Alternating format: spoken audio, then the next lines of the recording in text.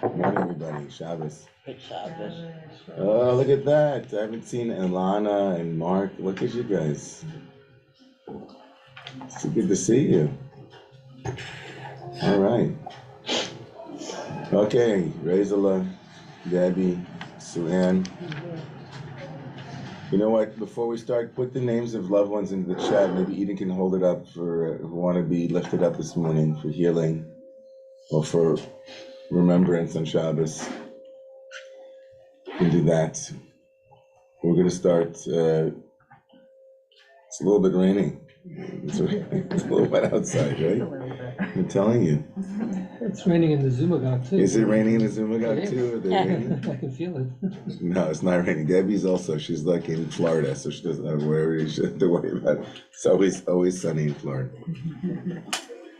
Florida's the state which is always in a good mood, as it were. All right, we have, I'm sure, good to chop the beginning of the first 15 minutes because I feel that we always want more time at the end, and so sometimes it takes longer to get like into it. So so we'll just go in. Let's jump in for healing. Lift up my Ariel's not feeling well either, so lifting up my Ariel, show before Shlema, and all those who are in the chat.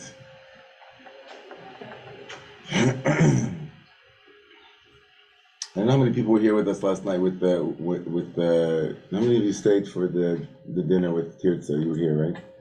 It's amazing. My son can't stay through it. No, I understand, but it was really a treat. And she'll be teaching this afternoon too, and then she'll be back tomorrow, and then during the week. All right, so good Shabbos. Get some ragalach.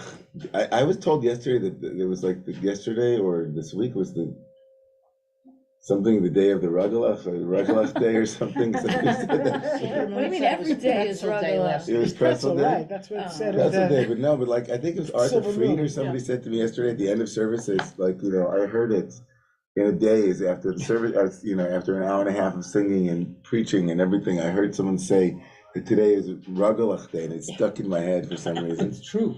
It's the birthday of Ragalach. Yesterday was the birthday of Ragalach? Where was it born? Where was it born? In Brooklyn. In Brooklyn, of all places. And Elliot, was it you who told us that it was Ragalach day? There's more than And one when person was it who born? believes it. When was it born? Yesterday, 1896. That's it. Wait a second, so I know that we said we were gonna start learning, but maybe this is already learning, I don't know. I feel badly leaving the entire Zumagog out of this, because I'm sure they'd have a field day. So, all right, we'll come back to Ragalach Day, but the fact that somebody remembered 1896, I'm just like, wow. It's younger than my The grandmother first was. day of Ragalach. All right, that's the quintessential, I have my doubt. all right. So, Eden, Who's credited? if you have a moment to put up the Bracha of Torah, the blessing of Torah, we're going to make the blessing of Torah, and then we'll move into the learning this morning. So for the blessing of Torah, I'm getting a little bit dizzy looking at the screen and also looking at the table because the table is slightly off. I don't know if anybody here has that. Like it's a little bit. Yeah, Can we move it this way? Let's move it. To the middle because I'm in the middle and it's making me a little bit dizzy. Is that better? Yeah, a little bit. You don't mind, Elliot? I'm sorry. No. Speaking of Ragalach and Mishigas, just move this way. Is that it? Yeah, great. So much better. Whew. Rabbi Ingber, my screen share is freezing, so just one moment and I'll have the blessing up. We could just start. It's Or unless you want to just go ahead and bless. Yeah, let's just bless together, everybody. We'll do it slowly. Baruch atah Adonai Eloheinu melech haolam asher kiddushanu b'mitzvotav v'tzivanu la'asok b'divrei Torah. Amen.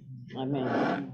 May the Torah this morning be sweet and connected and beautiful, uplifting, illuminating, difficult, challenging, and leave a roshem, leave like a real residue. Like Torah residue is good for you. Eden, there's a song in there. Did you hear that? Okay. Yes. All right. We want to talk this morning about the scapegoat ritual. Of all of the rituals, I think we've spoken about it on many occasions.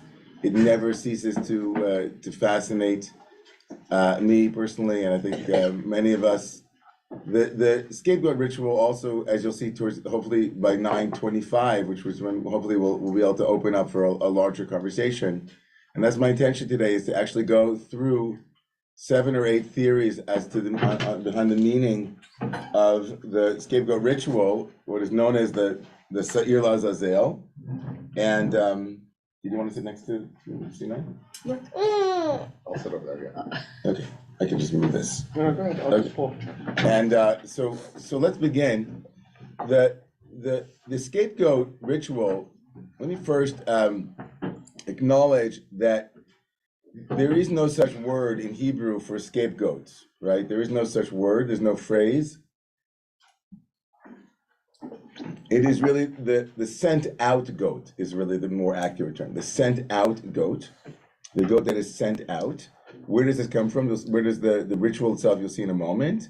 And the scapegoat itself, the name scapegoat is itself a translation, which of course is an interpretation, right? All translation is a mode of interpretation. And it comes from William Tyndale's Bible in the 16th century. It was a Protestant theologian and minister who paid dearly for his translation of the Bible with his life. It was against the law to translate the Bible, and he translated it, and he paid for it with his life. But he translated, when he came to this part of the Torah in chapter 16 of the book of Vayikra, of Leviticus, he translated this sent out goat as a goat that escapes. And then, of course, the E dropped off and became, from a scapegoat, we had scapegoat. What was he translating and interpreting? Look together with me at chapter 16, source number 2. Can you see where the cursor is making a funny dance? Okay, good. And the one who takes them is Aaron. Aaron takes 2 se'irim, that's the Hebrew word. Se'ir is a goat. Remember that word will come back later. So everybody remember se'ir. Se'ir. And ve'emidotam lifnei Adonai, he stands them before Yah at the entrance of the tent of meeting. V'natan Aaron al shnei se'irim goralot. And then Aaron will place, are you with me in the English? It says, and then he shall place lots. Not locks. Lots. What's a lot? A lot is a goral is it's a, help me. Lottery. A lottery, exactly. It's a lottery, like a random, like a goral. It's a funny. The word goral means destiny today in modern Hebrew. Goral is what's your goral, your destiny, your fate. So goral echad Adonai. They chose lots. And you guys, I mean, maybe you didn't know this in the Torah. It's like sometimes you come to you should do a whole series on. Did you know it was in the Torah? Like, oh, that's wild. We'll do a whole ayahuasca. Did you know that Torah is very trippy? You come across Ezekiel's vision of the 4. So here there are goralot. There are these 2 lots. Echad Adonai. One is for Yah. That's what it's called. Whoopa. It's okay. Are you okay? Whoa. Wow. It's okay. Okay. It's okay. I'm just trying to help. Yeah, it's okay. What happened, Boo Boo? Did you choke on something? Okay. As you were. No, it's okay.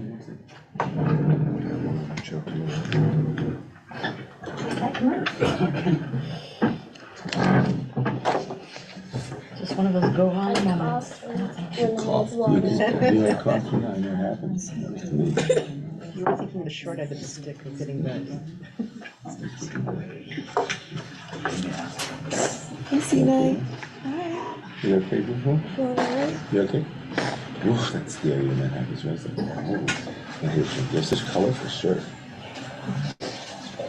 What colors do you have there? Any colors? What colors you got there? Is there grass? No, it's a purple vision. What about on your plate? You see that yummy red jam on your plate? Okay. Okay. Everybody say, we love you, Sinai. Okay, Boo Boo? Okay. All right. So where were we? We were in the goral. We were in the goral. So we have the lottery, and one stood before God, and the other one was if you look at with me at the end of verse 2, it says V'goral echad lazazel, and one goral goes to lazazel. This is a new word. Nobody in the Torah has ever seen this word before, I guarantee you. Azazel, what does that mean? Some place, apparently, I don't know.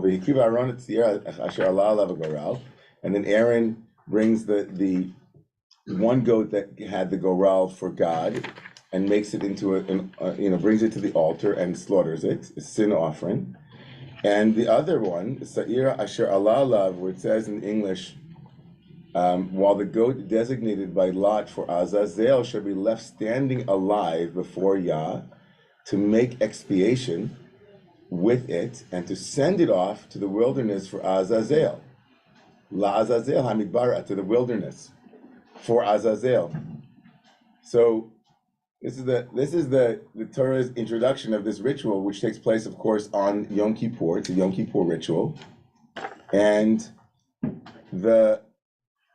it's absolutely incredibly odd and strange. It's kind of, where does this come from? These two goats, and so the Mishnah, source number 3, which again, 2nd century codification of the Torah, which is itself, I'm always reminding us, even though we assume that this is Judaism, it is interpretive mode, right? It is, right, the Torah and the Mishnah are not identical.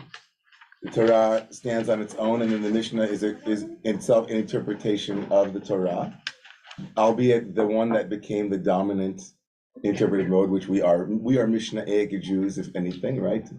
Of course, many times filtered through centuries of interpretation and also of critical thinking and so on and custom. But nonetheless, we are very much in alignment with the Mishnah.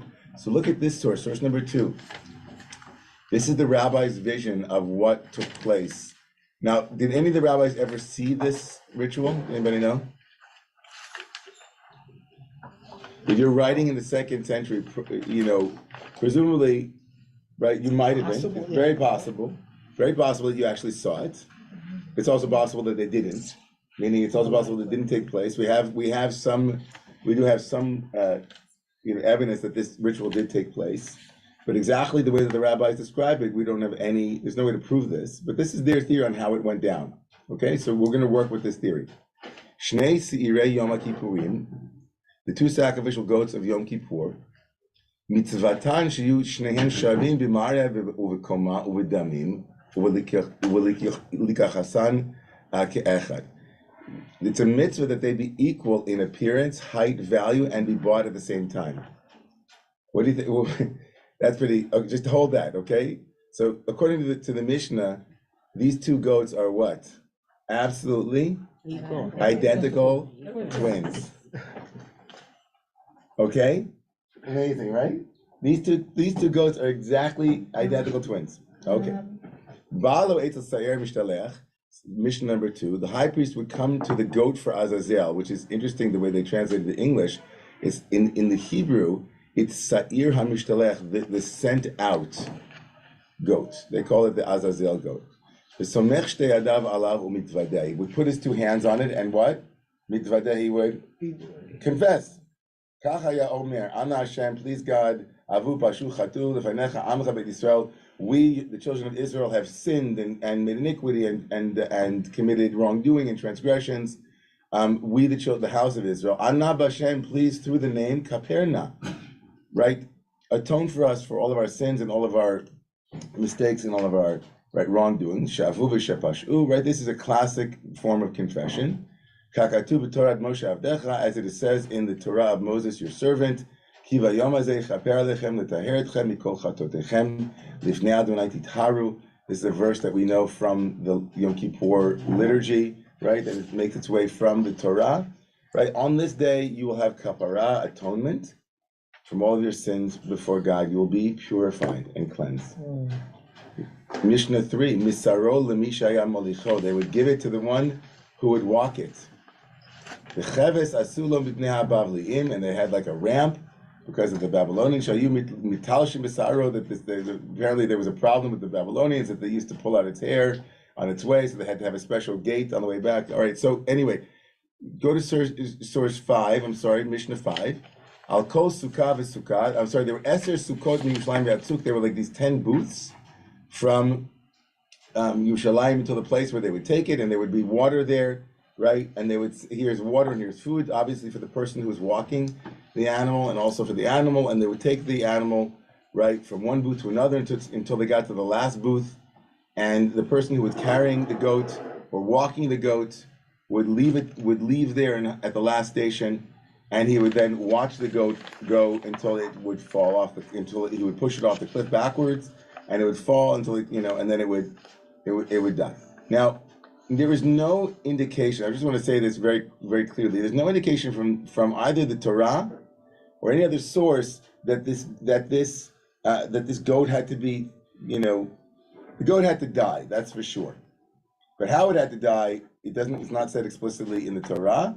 Presumably, it would be in the wilderness, and it wouldn't have any food, or it would be free. But then it would come to its demise, or it would be eaten by other animals. But it wasn't going to be sent off a cliff. But the rabbis learned that, and that's the rabbi's vision. So, so what's the upshot of this?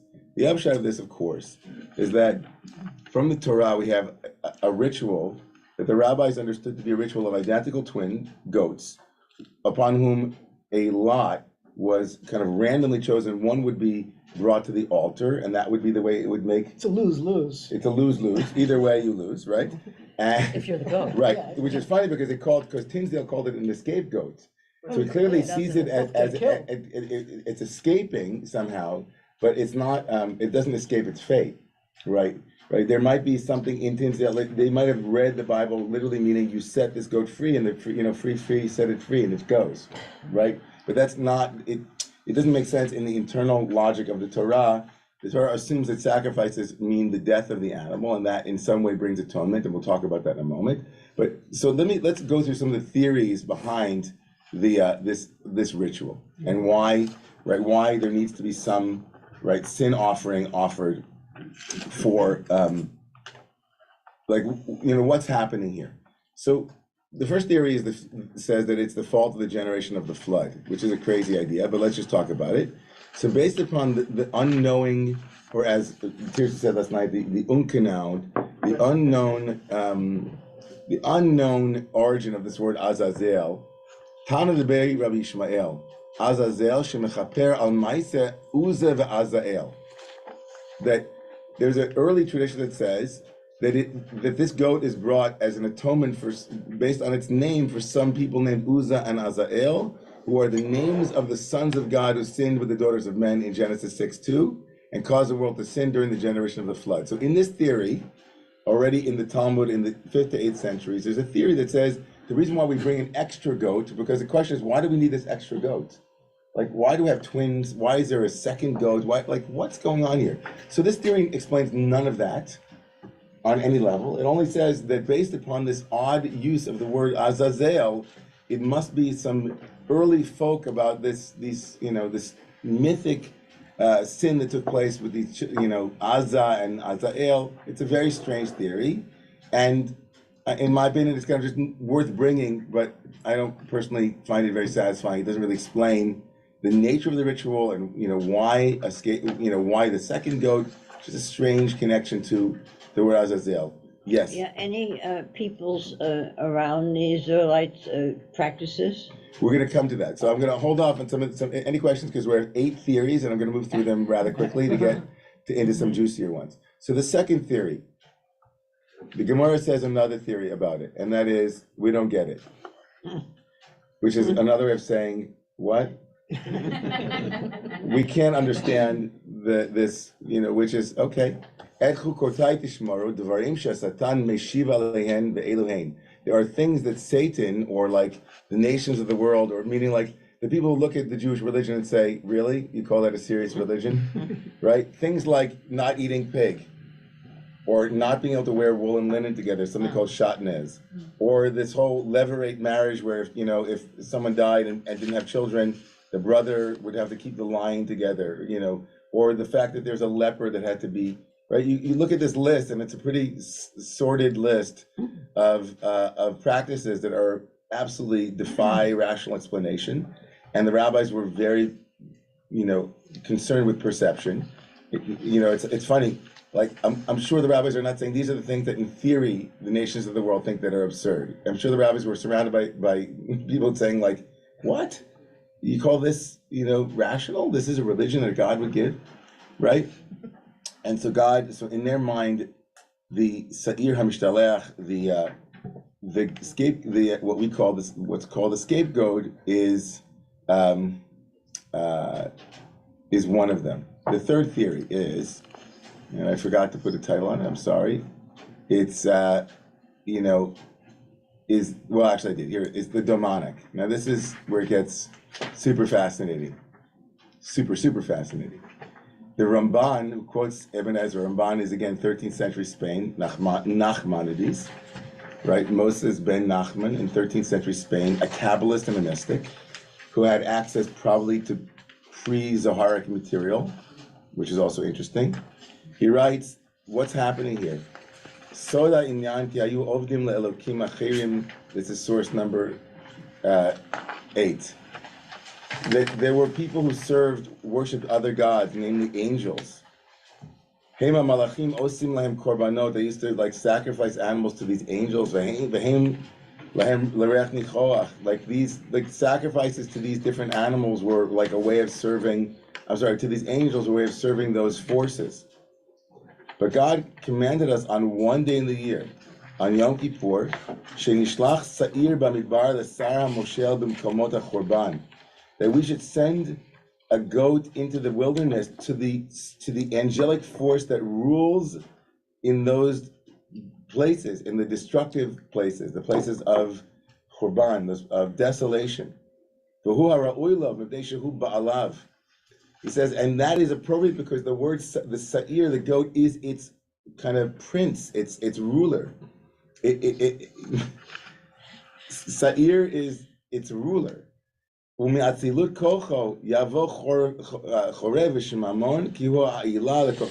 is a wild kind of approach to the world that the Ramban was extant at the time of the Ramban, and to some extent he basically believed that there were energies, forces in the world, archetypal, that rule various things in the world, and that the sa'ir, the goat, it was the ruler, as it were, of those things, or the representational symbol of it, or glyph of it, or some such thing, and that this was a way of appeasing the demonic that lived in the desert. Now that is already in Ibn Ezra. Abraham Ibn Ezra, who lived around the same time, the Ramban quotes him, had this theory, and it's astrological, and Ibn Ezra was an astrologer. This notion of that there are nations of the world, and each nation has its own archetypal, astrological force, as it were, or ruler. It could be a planet, it could be a constellation. And this becomes the theory that Sa'ir, right, is like it has a demonic, it literally means demonic, or it means that which has a demonic power, and that they were feeding one day a year, they were feeding, as it were, the demonic, and that was Yom Kippur. And when they send it out into the desert, the name of that demonic force was Azazel. Azazel was the name of the demonic, and they were sending it to Azazel. Like there's there's a monster in the desert, and it needs to be fed once a year, and they sent a goat, which is its representative of its angelic power, in order to feed it. Now, in the 9th century, in 10th century, in the 900s in Babylonia, Sa'adya Gaon, who was the greatest rabbi, like the biggest rabbi of one of the biggest rabbis of the Babylonian period, of that of the Babylonian Shivot, he brought this idea in one of his books about Jewish philosophy. He rejects the idea, but he says there are those, if you look at source 10, HaKorban asher hayu makrivim la'azazel b'yom kippurim ki kvar nidma levnei adam shehu shem shade. The offering that they would sacrifice to Azazel on Yom Kippur, there are people to whom it appears to be the name of a demon. He said there are people who thought the name Azazel, which again, remember, nobody knows what it means. What's Azazel mean? Is the name of the demon that lives in the desert. It's the desert demon. And therefore, the biblical verse, and they sent it to Azazel, is not the name of a place, but the name of the demon of the desert. And this becomes a very powerful idea in the Zohar, It also is a powerful idea in later Kabbalistic theory, which kind of makes it a little bit more energetic and less about an actual place, but about the forces of evil in the world that must be fed or appeased, right? And that there must be a place made for that, as it were.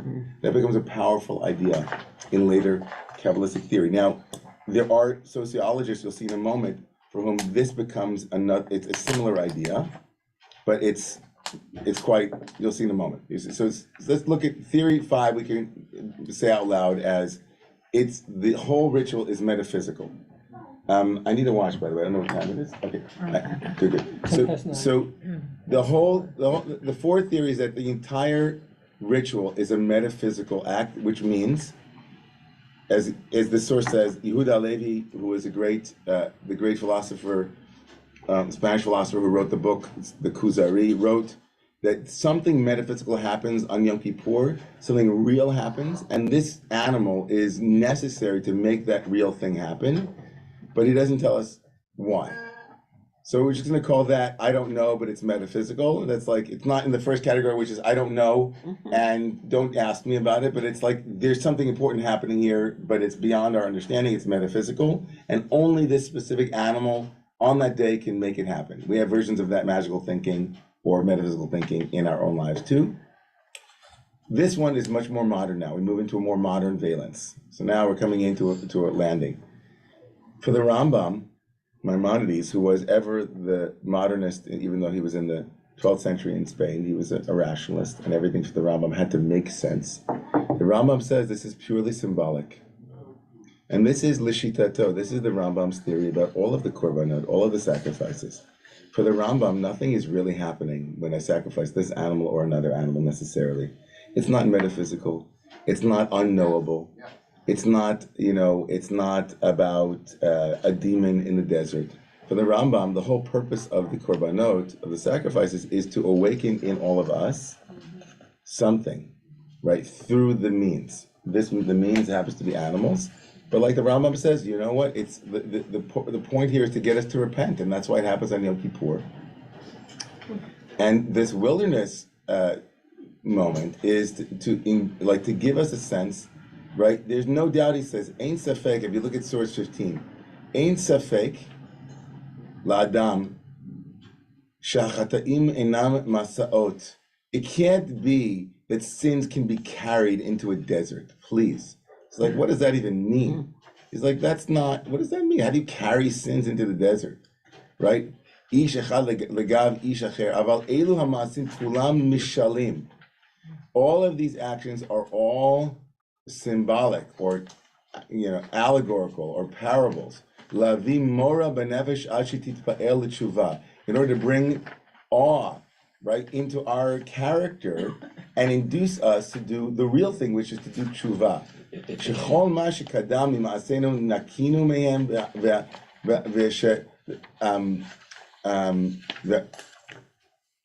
right, and we've sent acharei gavenu, we've thrown them behind us, and we've distanced ourselves from them to the nth degree of distance. In other words, this animal becomes representative of what we would like to do with our sinful, unskillful, unwholesome, unhealthy actions and behaviors, and like we send them to the desert, not like you might say that we split them off and say that's not me, that would be kind of unhealthy, but we say like that's not who I am, like as if that part of ourselves is now further away from us, and we say, oh, that person that I once was, it's now in the desert, right? And so for him it becomes representative of the movement of tshuva, the movement of the inner movement.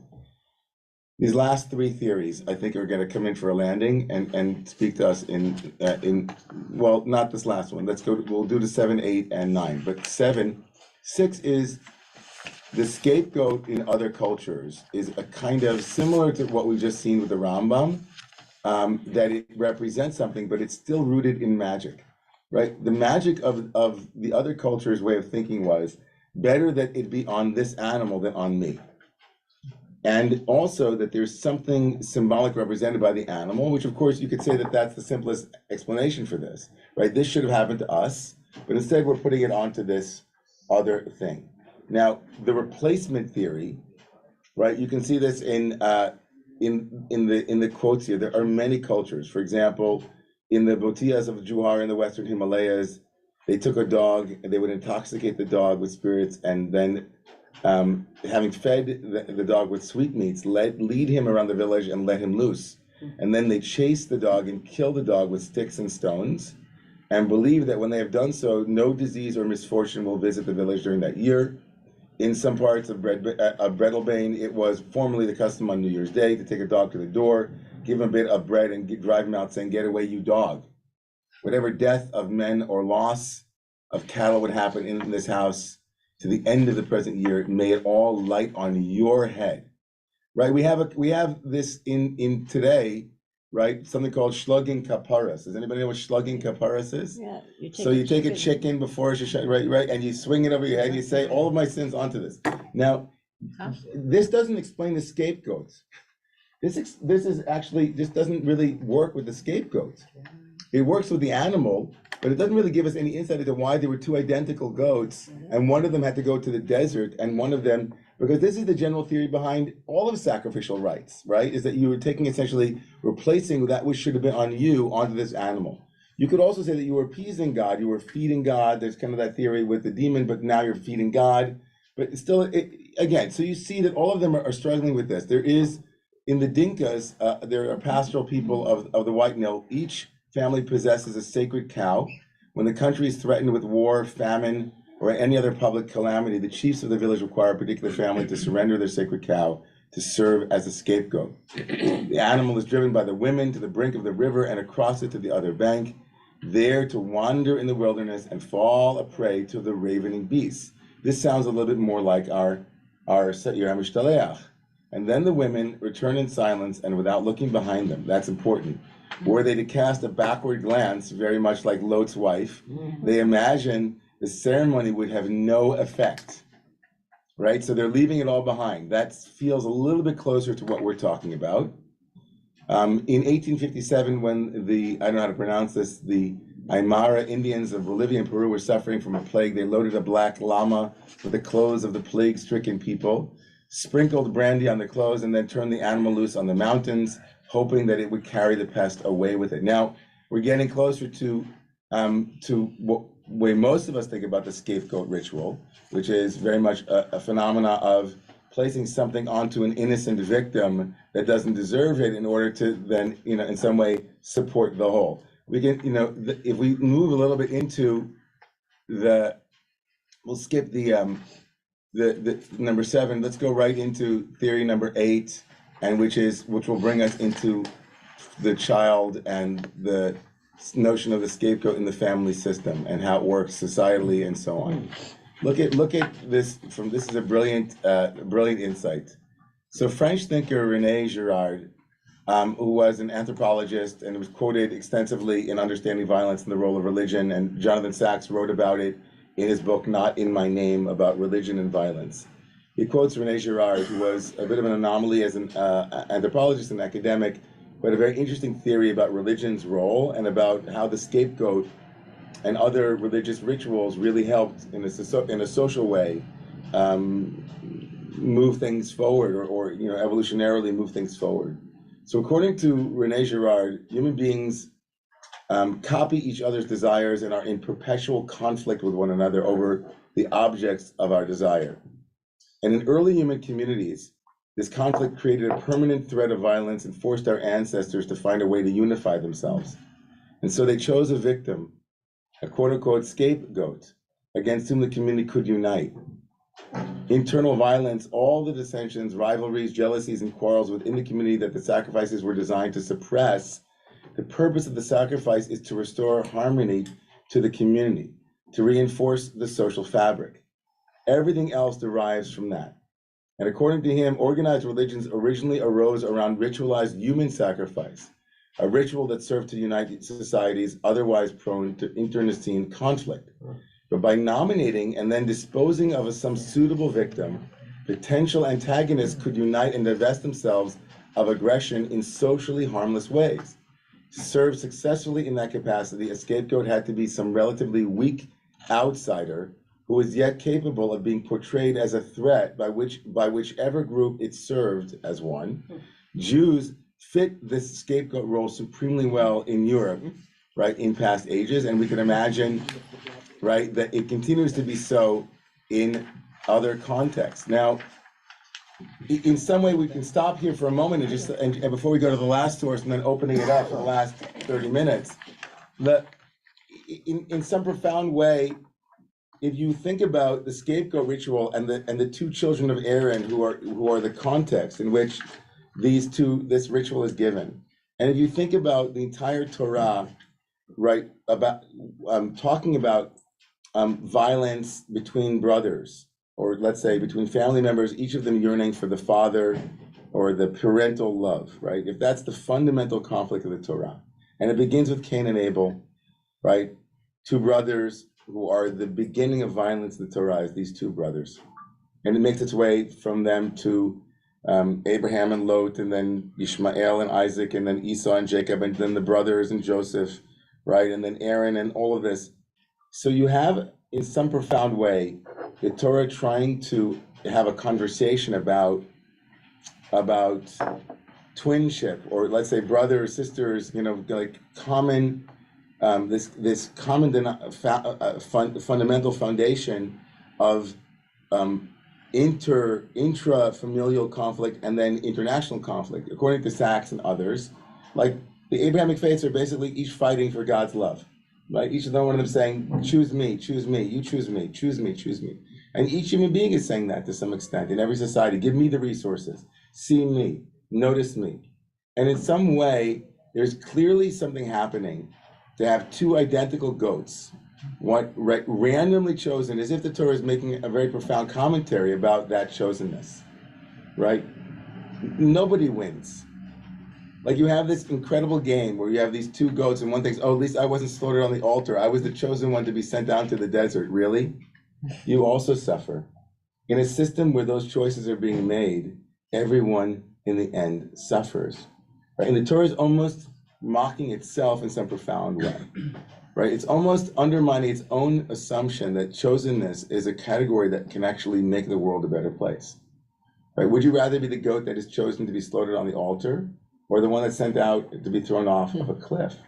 It's a profound, I mean, this is not my insight. There are others who've said this, but it's really kind of fundamental to understanding that in systems where there is a scapegoat, nobody escapes.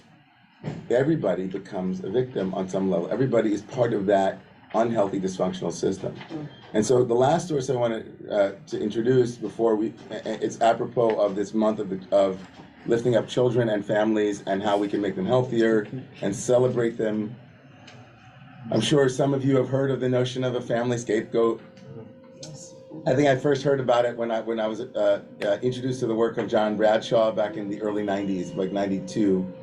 And of course, that led me down a path of Maury Bowen and family systems and all kinds of stuff having to do with how people grow up in families or don't grow up in families, and the notion, especially within birth order, some of the birth order theories about how a child's birth in the family will actually affect the way that the child, function, its role in the system of the family. So a family scapegoat, source number 21, is a kind of family projection that occurs when a person places responsibility for unresolved problems on a child, a sibling, or another family member. To put it simply, the scapegoat is a family member that is easier to place blame on rather than take responsibility for our own actions and mistakes. Why do families have a scapegoat? So research suggests that parents who are mentally ill or emotionally unstable, including those who have a personality disorder, right, are far more likely to scapegoat their own child than a psycho-emotionally healthy and stable parent, although, of course, that happens, pretty often anyway. Such parents may attack their child to release their pent-up frustrations and deep feelings of abandonment, toxic shame, or self-hatred. They might engage in splitting behaviors, like they might pit one sibling against the other to create a camp of allies, triangulate. Parents that split will also tend to see one child as good, the golden child, the Yaakov child, and another as bad, the Esav, or the scapegoat child. Of course, the word Sa'ir, which means a goat, is also the descriptor for Esau. So the Bible is also already signaling the Esau character, right, who is red, like the scapegoat's red thread that goes around its neck, and Sa'ir, which means hairy also, it's a hairy animal, right? So there's something problematic in the Torah with the Esau-Jacob dynamic. It never fully resolves itself throughout Jewish history, certainly. So this scapegoating in family systems theory, the scapegoat is in a dysfunctional family is understood to be fueled by unconscious processes, whereby the family displaces their own collective psychological difficulties and complexes onto a specific family member. This doesn't mean that all acts of scapegoating are unconscious. Sometimes the projecting process fueling the scapegoating of the family member is unconscious. And then this woman's, I think, our own clinical experience is often rooted in and fueled by multi-generational trauma, which of course is our theme for this weekend. So what does all this mean? And for all of us, we're going to discuss that. But I think the upshot of all these theories is one that it's I think the only way to understand the unique ritual of the scapegoat in the Yom Kippur, right, ritual, the Yom Kippur day ceremony, is to really invite a meditation on the identical quality of those two goats, and then the randomness of their being chosen. I think that fundamentally, all of the other theories are, the demonic is beautiful too. The demonic is my favorite one because to some degree, Carl Jung wrote this about feeding the shadow, that the shadow can't be starved. We have to feed that which is in the desert, in the wild place or the wilderness. It's very Zoharic. I think it's very psychosocially and psychospiritually regnant. But I also think that in the family systems approach here is also profoundly touching and inspiring. To what extent is scapegoating a healthy phenomenon? And in what ways is it absolutely unhealthy? And I think all of us would probably think that if scapegoating means that you choose an innocent victim and then blame them in order to create group cohesion, that's something immoral and unhealthy and dangerous. We ourselves were the scapegoat for so many centuries. There are many groups in our current society who are scapegoated, right, for various social ills, and helps create, and politicians are adept at creating a common enemy so that they can, create cohesion. But I think that what's insidious here and really scary and also important to remember is that scapegoating actually is a natural way that we create alliance. And it can happen at a cocktail party. It can happen at the water cooler at work. It can happen right on the bus. It can happen at Romemu. It can happen with your rabbi, with your preacher, with your, it can happen in, even if you yourself, I know as I, I'll just be very honest, I was the scapegoated child in my own family. I was the IP. I was the identified patient in my family. I was the fourth kid. And in birth order theory, the fourth child is almost always, whatever that means, almost always the scapegoat role in the family. And I was the fourth child, even though I was a twin. I was the fourth child.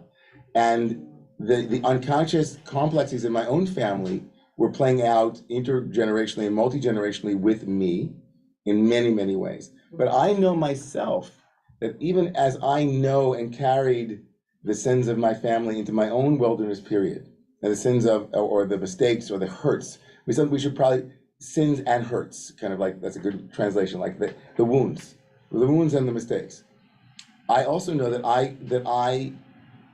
I've done the same thing, not quite that way, but there's a way that when you're talking to somebody and there's a third party involved, you can almost see all the laws of gossip in Judaism as the anti-scapegoat laws, refusing to allow people the joy sometimes, and there is joy in having a common thing we're speaking about, if it's a person or whatever, a common experience, and there's something about that, but it's almost like the Torah wants to starve that. So don't give into that impulse or give into that pleasure or even that cohesion, right? And I think that it's profoundly important to think about that. Even now we're speaking of the Jewish people. How are the Jewish people scapegoating others, right? That's a common conversation. Is there a way that we do that? So this is wonderful conversation. We're going to open it up, and I know I'll start with people in the room, and then we'll move into the Zoom. So we'll take 3 and 3. So 3 in the room, and then 3 in the Zoom. Yossi, okay, Ashira, go ahead, Yossi. Might be a little out there, but I was thinking that possibly does well to be our second chance. It's still us. You said- Sin, we get the Cohen kills, and Cohen goes ahead and offers the Chatas, and now we go ahead and does was really our life. We go through the wilderness and everything else, and at the end, then you Right. pass on. So you want to read the Sa'ir as a symbol of our own second chance, right? Second Like we send out this, the first. So in a way, you're saying it's not destined for, right? So you're reading it in a positive. So the reason we have a second goat is to contrast it to the one that sacrificed. This one is set free and said, like, now that we've sacrificed your identical twin, you get a second chance, a second life. Go and and Because the twin is free. me. Right. Exactly the same. Right, we split. Right, They we split the way that we split. So the one part of us needs to be sacrificed, the other part can be set free. And that's a different rendering. It's an allegorical reading. Yeah. And it also goes against the grain of the rabbis. The rabbi said that this animal has to be, to be killed. But you're saying, no, the simple shot reading of the text is that the animal is set free. Yeah. So let it go into the wilderness, be free. Now that, sacrifice one part of yourself or elevate one part of yourself, and the other part gets to go free. That's a beautiful read. It's a pretty simple reading in a good way. Yeah, great. Okay, Ashira, Good morning. good morning. As the fourth child of a fourth child, I get it. Yeah. Yeah. So much came in up through this all Yetzer Hara and Yetzer Hara Tov. So the twin goats, right? They are randomly chosen. Well, they're from all of this energy is from the same source, right? The Yetzer Hara, the Yetzer Tov, it's the same God source. So I think I don't see it as quite so random, but I see it as possibility. And I just had the opportunity last weekend to, for the first time in my life, read a Jewish burial service. So I've really read into all of the parts of it. Why do we put dirt? Why do we physically place dirt? It's the psychological process of making it real so that mourning can actually start to happen by making something real, having a physical interaction with it. I was thinking about them placing the animal, right? Looking at it, making it real, these things, these parts, the Yetzer Tov in us, the Yetzer Hara in us, that we want to, the Yetzer Hara in us that we want to place physically on an animal to make it real, to help Right. So process in it. in a symbolic sense, the way Maimonides said, there's something in this process that is symbolic and also very concrete that helps evoke like something else. Very Right? concrete. We do this to feel a deeper connection to the earth or to death itself. Make it, to Right. help to start the process, and then about Passover, where we're supposed to bring in the goat or the animal to be sacrificed and feed it for a week and Right. take care of it, Right. take care of the evil, right? We have to get to know it because So it makes it intimate. you gotta name it to tame it. Right. And this whole thing about projection that I love is this. I love like pithy little sayings that help me remember. But if you spot it, you got it. So you can't see something in another that you don't have, otherwise it's like lying. You wouldn't see it's foreign language, you don't get it. But if you spot it, you got it. So where is it in me? It's just a great mirror. Like Rumi said, we're here to polish each other's mirrors. That's what we're doing. We're polishing each other's mirrors so we can see ourselves and to thine own self be true, kind of one of my mottos. And this is just so profound for me. And as one who works in this field with people, with these personality disorders, family systems, all of this, I get it. And I get the scapegoating, the projection leads to disintegration. It leads to schizoid and, really unhealthy interpersonal existence, right? We can't split off. We can't live compartmentalized. It leads to Right. So disintegration. the psychological meaning of this ritual Mhm. is, it's funny because we would say that scapegoating. So as moderners, we look at this ritual and say that it's actually, this is descriptive. The Torah is describing an unhealthy cycle. What might have been useful in a religious context or anthropologically is unhealthy internally, and that scapegoating itself is always a seeking to unify into an unskillful mode. Right? Girard was saying that sociologically speaking, this was a way for large groups of people socially to come out of internecine fighting, like finding a third entity, and then ultimately religion, right? Ultimately, religion is born from that, but religion, especially Judaism and Christianity, you would say would focus on the innocence of that victim, and then in that way also curtail scapegoating. But reading this, you're right, like reading for us, sending out parts of ourselves and sending it onto a third entity outside of ourselves is the essence of transferential or disintegration or projection. And so the work would be, where the work would be on an inner plane, like you would say if you were doing the psycho-spiritually, what part of you is holding all of your sins that you need to, like, you know, so we might reverse the scapegoat and bring it in and say, like, come close, don't go into, right? Or we'd have to meet the scapegoat out in the wilderness. Right, we'll Okay. find it. We Yeah, gotta go find it and bring it back. home. Yeah, so There's a place. yeah, for it I at the want to table. give people, now we're like 5 minutes in or 6 minutes into our share. I want to give Zoomers also a chance. They've had their hands up since the beginning. And so I just want to say one more person in the room. And Lori, go ahead. So I want to follow up what you were saying, and what you said about the shadow, that in terms of what Tierce is also bringing in, the perpetrator-victim dynamics have to do with scapegoating, right? Because the person who gets sacrificed in the group, which happens psychologically almost in all organizations, they get scapegoated as a person. And so the trauma of the scapegoat is to face my scapegoat and to make peace with it, as trauma is to face the perpetrator-victim dynamics in myself. If I'm the victim, I will be the perpetrator. And that's the work that we need to do inside ourselves and in relationships, which Tirsa is, I think, going to be supporting us with a lot over the weekend. And I'll say one more thing that's political. When you have Senator Raskin, whose son committed suicide, right? Okay, which is the truth. His son was at Harvard and he committed suicide. I think he suffered cancer and came out of cancer as a disease. So if you bring in Gabor Mate's message, you know, the myth of normal, that here's a father and a son who didn't get to reconcile depression. The son commits suicide, and it's happening in a lot of families where the child becomes the addict because they're carrying the sensitivity of the emotions of the father who's patriarchal, who doesn't know how to be vulnerable.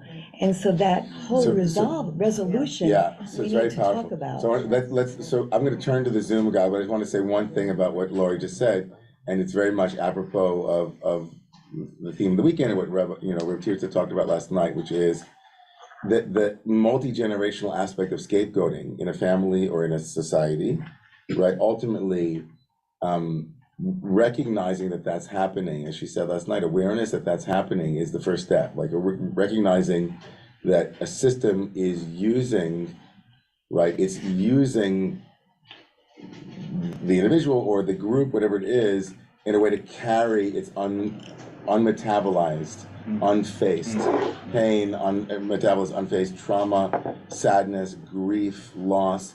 Like, I mean, the ultimate question of multi-generational trauma theory is, what do you think happens to all of that uncried sadness? What do you think happens to those unscreamed screams, right? And like, are they just lost forever? Or are they held, in the body, in the cells, and in the gestures, and in and so that's the ultimate, question, which is, where does it all go? And they'd say, well, it's not lost. It actually is seeking resolution. And so it'll continue to travel through generations. That's why last night's question about reincarnation was so profoundly important, right? You might not say that a soul reincarnates, or you might not believe in that, or whatever it is, but in multi-generational theory, pain certainly transmigrates through generations and lodges itself in family systems and roles that are playing out, and then in psychic phenomena. So I know there's so much more to say about this, and I'm gonna go to Jay, Ilana, and Tomas. Go ahead, Jay. Shabbat Shalom. Wow, so much. I'm going to restrict myself to two things. First, in terms of systems theory, I find Girard's analysis, at least what we've seen, as wanting, because he does not account for the identicalness, the randomness, and even more important, what happens to the goat that's actually slaughtered. That's also an interesting piece that you have to account for. But to me, the big takeaway is systems here in terms of systems theory, whether it's social or family, is ultimately it's a lose-lose. It's a lose-lose, and I think that's really important to remember. And in terms, I was struck by the blessing attributed to the high priest, as well as what Rambam does with it. And I'm wondering whether in today's world, not Kaporis, but if today's world, Tashlich comes closest to this idea of casting off your sins in a very, very symbolic way that makes you reflect on that. And I'm wondering if anyone has commented on that. Yeah, of course. I mean, the question, of course, is like where scapegoat theory and sacrifice theory are almost identical, so to speak. That's really here, like clarifying and disambiguating when you're saying this is the theory of quote unquote sacrifice, whatever it be, an animal, or an individual, or a piece of bread, and how does that dovetail with this unique experience of sacrifice, which is this, this animal that's sent into the desert, and certainly like throwing your breadcrumbs, it's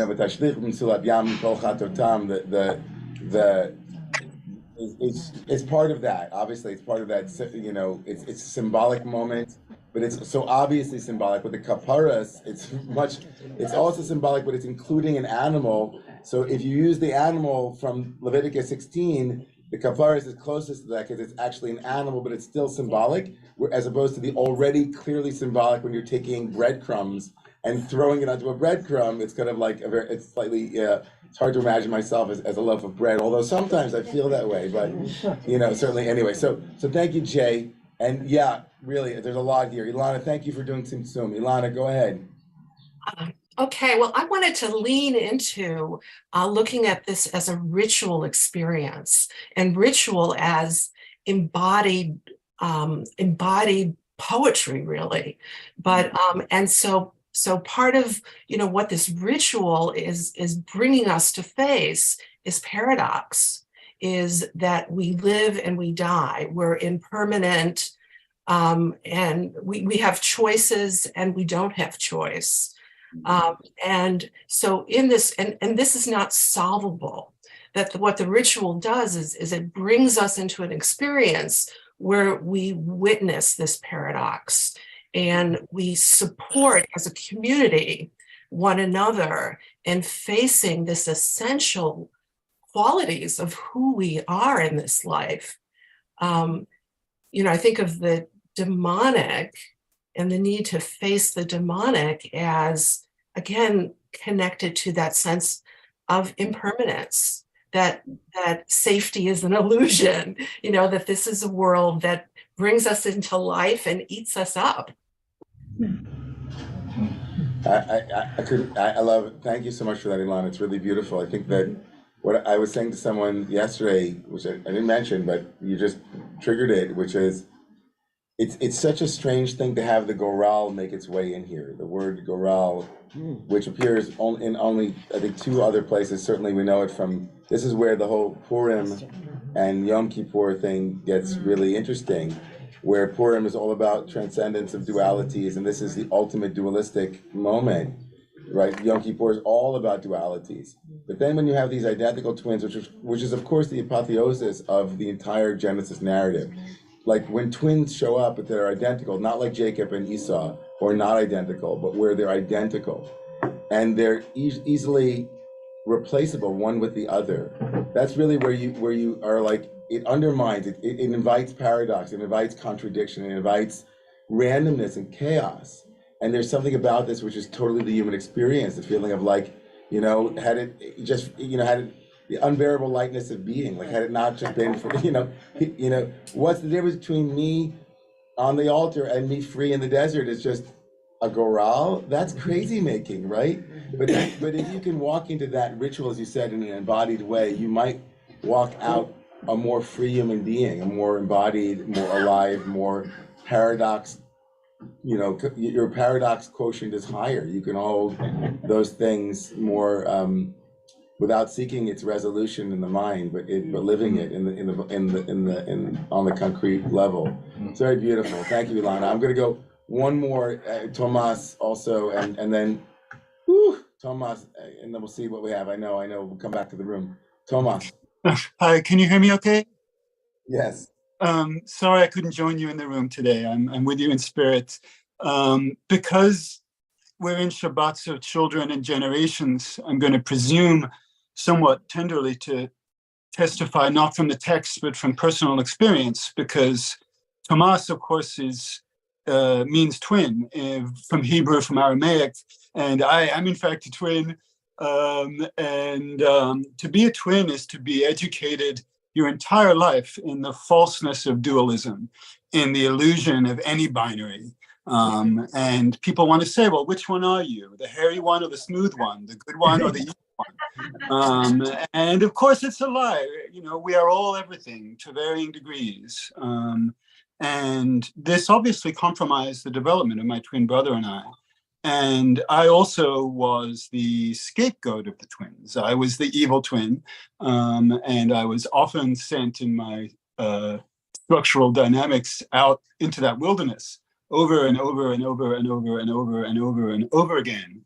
And I just wanted to share the extent to which my brother and I have been able to practice, I guess, intra-generational healing around this suffering was the realization of the benefit of my exile and the burden of his retention.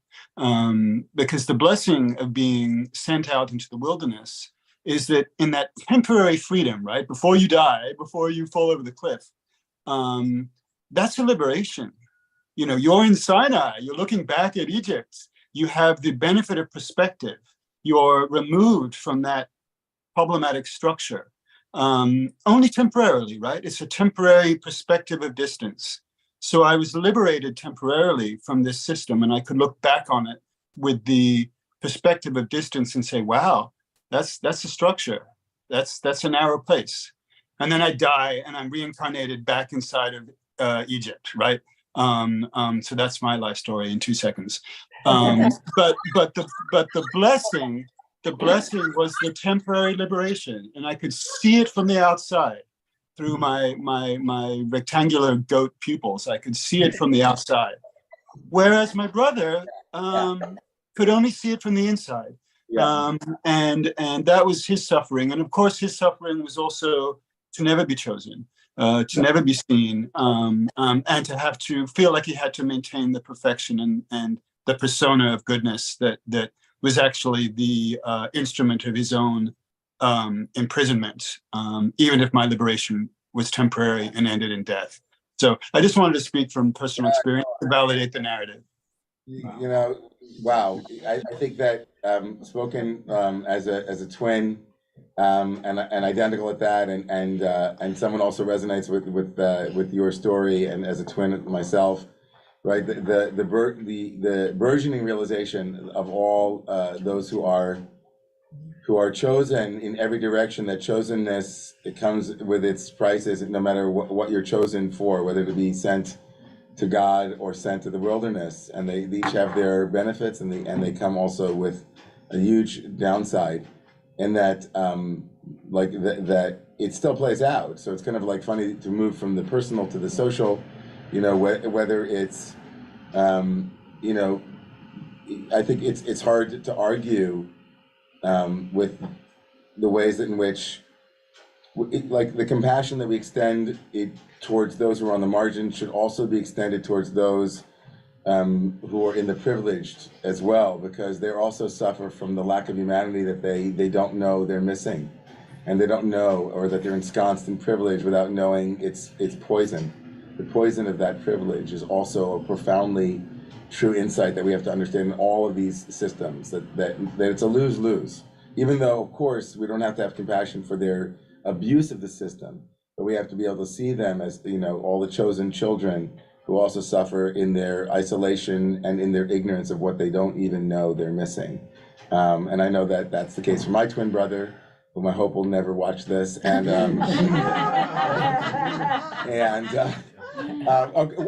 one more comment from here inside the room, and then I have to go across the street, and we'll pick it up with Rabbi Kolaresis during Torah study at 11:15 or at 12, and also with Rabbi Tirza later at lunch. Yeah. Okay, so this should be short and sweet. Hello, I'm Jamie. Everyone, thank you. Welcome back. Thank you for welcoming me back. Welcoming me back. So I have a foundational question about Judaism first, and then the comment after that might your response might negate that comment. So first, during Yom Kippur, I'm hearing you describe that there is a sacrifice that's made, yes? And so after, with the animal that is sacrificed, the goat that is sacrificed, what happens to that goat? Is that goat then eaten? Is there a feast? Is that, okay, so then it is discarded? But like the Burned on the actual altar. carcass? Yeah, burned on the altar. It's burned on the altar, okay. Okay, so then that, okay, so then, all right, I'm gonna make the next statement, even though I think it might be negated already. So what I was thinking about is that, that even in death, like everything is still serving a purpose and it's going back into the earth. So, so if it were the case that the goat was then eaten, as many, traditions that have animal sacrifice, there's a feast. And it can be a celebration, and so it's a way of like Thanksgiving, and so then now you're actually feeding the people, a group, a community, which is also another unifying factor. Or if it's not eaten, right, and it is discarded, it's still, the carcass goes back into the earth and is still feeding the earth, right, and creating more fertile ground, for yeah, other wildlife or for nature, in different ways. And so, that particular question just caused me to kind of think about other theories or another approach where it's not necessarily a lose-lose, but there's actually a win-win, because there's more than just us as human beings, right? There's also the planet that we're on, that we live on, and what are we also thinking about, or how are we taking into consideration the other parts of nature, including plant life and other animal life? Yeah. That we are not, Yeah. it's not just us. So let me say first of all, thanks for jumping in. And obviously the Yom Kippur, just so you know, given like last time was your first time in temple, first time in open book. So the temple rituals and what we currently practice are very, very far apart. Okay. Although there was a attempt by the rabbis in the post-destruction of the temple is where these things took place, purportedly. We know that it did, but that's not our technology. And most of what you see in these rituals has become reenacted, but in a symbolic way, right? So we don't actually make sacrifice, but we actually speak the sacrifice, or we talk about it, that kind of thing. Certainly, like the notion that sacrifices were for those who were much closer to the earth and not in a pre-industrial world, in an agrarian world. Many of the elements now that are in the Bible are part of a much more sophisticated ecosystem of give and take, of exchange. And certainly sacrifices were not seen as the way that we might imagine as violence, but as part of the entire, living, breathing planet that we're part, that there's mutual exchange, the cycle of life and death and life are interwoven. This unique ritual taking place on the Day of Atonement with 2 goats. There are other sacrifices that were eaten in the temple. Paschal offering was eaten by a group of people. There are, priests often ate parts of the sacrifice. This had a kind of a unique function in the system of the sacrificial rite, as part of a kind of whatever it might be, appeasing God or replacement. We should have been the ones instead of the goat itself. I think, but fundamentally, you're right. There is a broader ecosystem that these sacrifices are embedded within, and certainly nothing is discarded. Certainly nothing is kind of seen as waste. Even the ashes of the animals that were wholly burnt were placed in a pure place, outside in the ritual itself. So thank you, Jamie, for the last question. Thank you for it, and thank you of for course. sharing it and enlightening. Yeah, and to all of you here, I guess I just would say that in this month of the child, the last moment, and I promised that I would lift this up. I think, this coming Wednesday, I'm going to be traveling up to Albany with our Social Action Committee in order to advocate and lobby for the passing of the CARE Act, which will mandate that all clergy are mandatory reporters. Right now, clergy are exempt from mandatory reporting. If somebody comes to me and tells me of an abuse in their home, of a child being abused, God forbid, in a school, I'm not mandated by law to report that. As a clergy member, I'm exempt. That is not the case if you are a doctor, that is not the case if you're a therapist, not the case if you are a teacher, right? So I, for some reason, right? Religion is often given a pass in these ways. And in this particular case, it comes at the expense of our children. And so I think that, lifting up children this month was our promise. And I think that, true to form, we've been speaking about multi-generational trauma, and we've been speaking about scapegoats. And I think that as a child whose story was ignored myself, and who told stories to people adults who didn't listen, and children who are, last week we talked about the leper and talked about those who are ignored, who are asking, please see me, tame, come and notice. I think that we as a community need to get behind, as much as possible, behind the passing of this act, the passing of this important piece of policy and law, so that all clergy, right, are not exempted. We don't get to go into the wilderness for free, right, carrying the sins of others that are placed on us, but we get to we have to report them. We have to take them off our own shoulders and give them to the authorities so that they can protect the children ultimately. That's the most important thing. So if you'd like to join us this Wednesday and travel to Albany, there's a group that's leaving this Wednesday, May 3rd. We'll also be doing showing the community other ways that they can get involved, and either signing a bill or a petition, whatever that might be. So I want to thank everybody, thank all of those who participated, and we're going to go and daven, and